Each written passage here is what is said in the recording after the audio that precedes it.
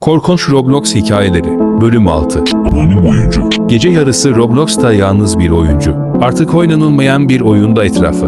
Dolaşıyordu sokaklar sessiz sadece. Eklenen eserler dikkat çekiyordu sonra. Birden ekranın köşesinde siyah bir figür belirdi ama etrafta kimse yoktu. Sonra ise bu figür hareket etmeye başladı. Ekranda kendi kendine bir mesaj belirdi. Ekranda takip etme yazıyordu. Oyuncu bu mesajı gördüğünde ne olduğunu anlamadı. Oyuncu haritayı detaylı bir şekilde gezmeye başladı ama karakteri bir anda dondu kaldı. Figür bir anda yanında belirdi ve onu takip etmeye başladı. Sonra oyuncunun bağlantısı koptu oyuna. Tekrar girdiğinde figür hala oyundaydı ve etrafta dolanıyordu ve bu sefer yürümek yerine ışınlanıyordu. Ve sonrasında oyuncu oyundan bir anda kalıcı olarak banlandı ve sonrasında hesabı gizemli bir kişi tarafından çalındı ve sonrasında oyuncu yeni bir hesap açarak Roblox oynamaya devam etti.